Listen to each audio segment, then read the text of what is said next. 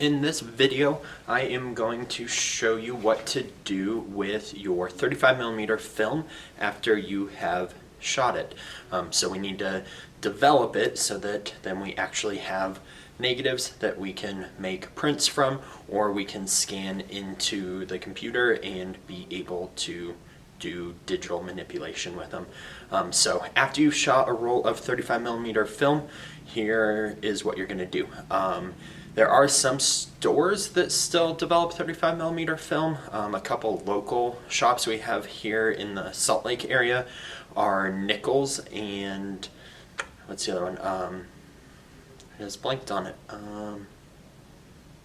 Replicolor. So Nichols Photo Lab and Replicolor are two good ones that you could get your film developed locally. There's also a bunch of online stores that you can send the film to them, they develop it for you and then send it back. For this video I'm going to show how we can do it ourselves. Having somebody else do it is always more expensive, and then you're also on their timeline, whereas if you develop it yourself, it's ready as soon as you get through the process. So that's what we're going to do. This is black and white film. It's a completely different process, different set of chemicals for color film. So this is only going to apply to black and white film. The other reason that I like to develop my own film rather than taking it somewhere and having somebody else do it is that you have more control over it. So this process I'm going to show you, we're just going to develop it straight, regular, normal, but there is a couple twists and tweaks you could do during the developing process called pushing or pulling your film, and that's kind of a more advanced step, but that is an option if you are developing your own film. So to develop this, we either need a completely pitch black room, which I don't have here, so what I'm going to use is something called a daylight bag. And it's these bags right here that kind of look like a t-shirt. So it gives us a completely pitch black area because our film is super sensitive to light. If you think about the shots you took, your aperture was probably super tiny and your shutter speed was 1/1000th of a second. So if I expose this to any bit of light unintentionally, it will ruin the film. Even the darkroom safe lights is too much light for this, so we need completely pitch black for this. So that is why I'm going to use one of these daylight bags. I will also need a tank. This is where I'm going to put the film in, and a tank lid, as well as a column.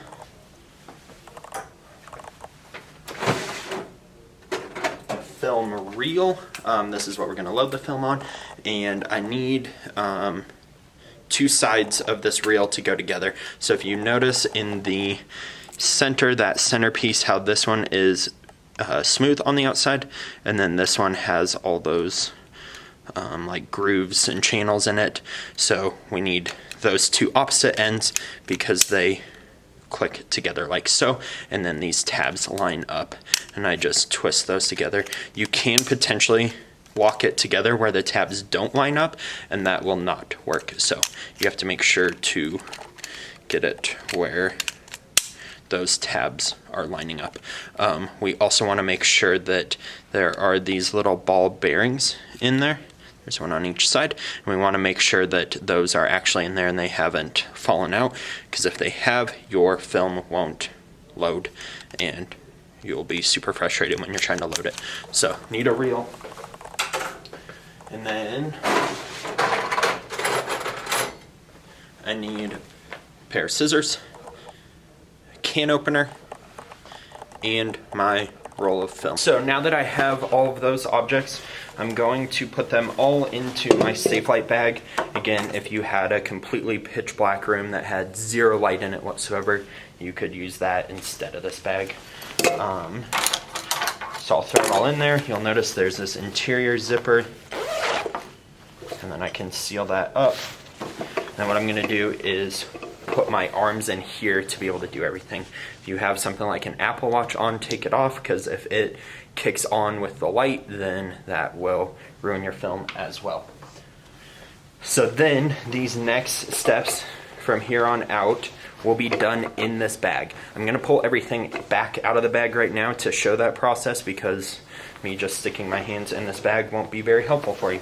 But just keep in mind that everything I'm doing from here on will be actually done in that bag. So you're doing this all blind bag again. Your film has this end that kind of has this, let's see if we can get this to focus. So you can see this end that kind of pokes out on your film compared to this side is flat. I like to try to pry off this flat side. I find it easier than trying to pry off this side. So in my bag, I'd feel around, feel for that edge, and then find the flat edge, and that is going to be the side that I'm going to pull off. With the can opener, I like to use the side that is more squared off rather than this super pointy edge.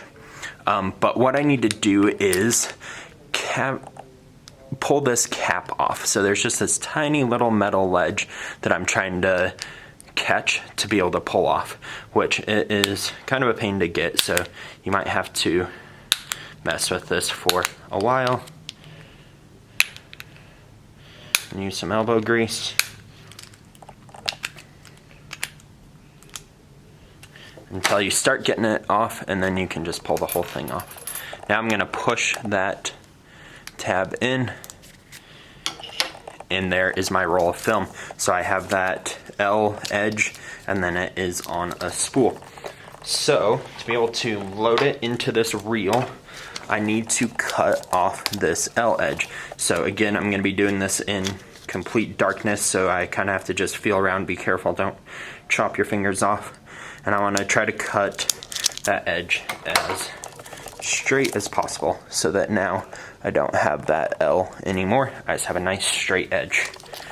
And then I'm gonna find my reel in my bag, and you'll notice that it has these bigger sections right here than over here. There's just like a small part. So I want to load the film in going this direction from this bigger end going towards those ball bearing side. So what I do is I start feeding that through until those ball bearings catch it. Then I can just rotate each hand opposite directions back and forth, and it is going to load my entire roll up. And what it's actually doing is it's spiraling the film in there so that none of it is touching. There's these little gaps in between it as it spirals in. If for any reason the film all of a sudden gets really hard to twist on, like this is, I'm barely doing anything and it's twisting on. If it gets really difficult, what happened is the film jumped off of the level it was supposed to be on, and it's touching another piece of film. If you don't correct that, your film will be ruined. It will look like this. So all those like splotchy areas, that was from the film touching while we did this chemical process. So super important that you get the film in correctly, otherwise the chemicals won't be able to hit all the parts of the film that it needs to, and it will ruin your film. So if it gets difficult in your bag, what you would have to do is twist this reel apart, pull it apart, put it back together, and start reeling it over again. So now I just need to get rid of this little piece. You can just pull it straight off, or you could cut it off. I normally just cut it off, that way I don't have to worry about pulling too hard on the film. And then I'll just do a couple more twists to make sure that the film is all the way on my reel. Next thing I need is that column. You'll notice the column has kind of this bigger donut on one side, and it doesn't on the other side. I am going to put that column in the reel. It doesn't matter which side I put it in, it just matters once I put it in the tank that I know where that donut is.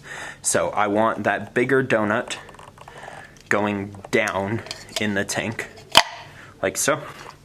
And then I want my column, I might have lost it.